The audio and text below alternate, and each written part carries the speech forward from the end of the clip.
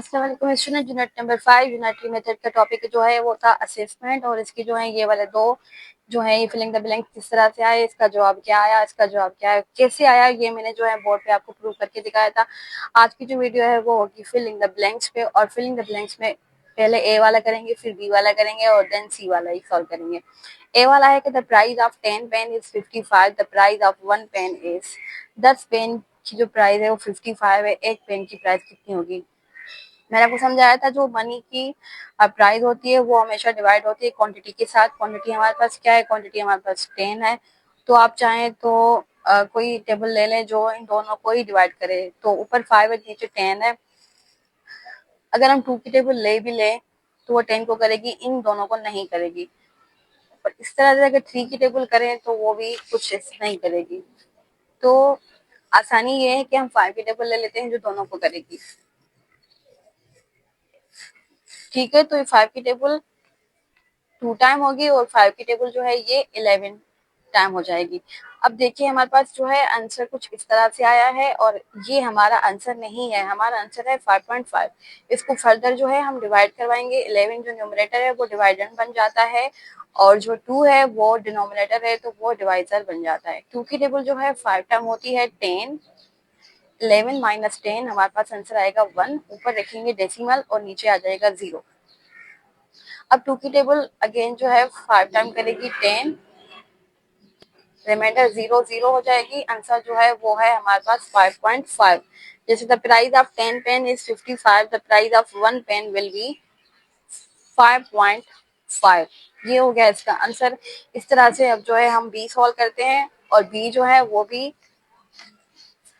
Board पे ही करेंगे ताकि जो है समझ में बात आ जाए। बी का क्वेश्चन है the price of 1 kg of rice is 30, the price of 12 kg of rice is. एक जो किलोग्राम है राइस का वो 30 का है, तो द प्राइस ऑफ 12 kg कितनी होगी। ये तो बिल्कुल आसान है कि आपको 30 के साथ 12 को करवाना है मल्टीप्लाई, या फिर 12 को 30 के साथ मल्टीप्लाई करवा दें। बोथ साइड आपका आंसर सेम आएगा क्योंकि मल्टीप्लिकेशन में जो है कम्यूटेटिव लॉ अप्लाई होता है। अब इसको करवाएंगे मल्टीप्लाई। ये हमारे पास डबल मल्टीप्लाई के फॉर्म में आएगा। 2 0 सेम आएगा।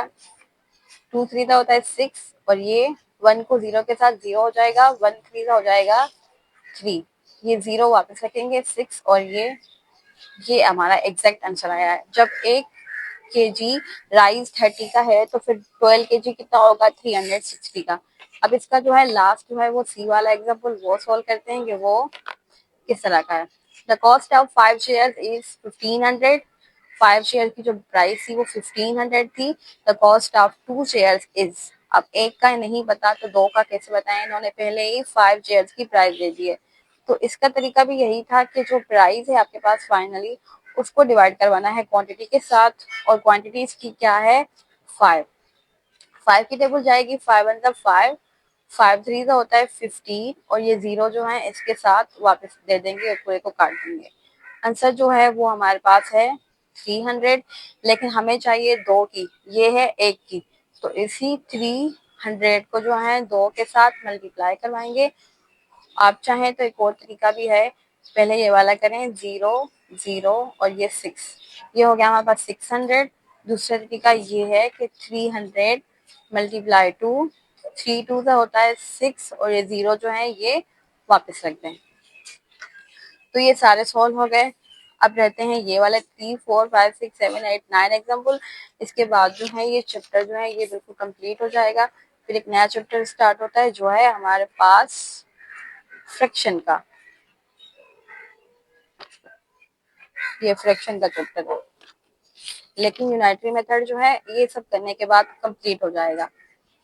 ये थे इसके असेसमेंट के टॉपिक्स।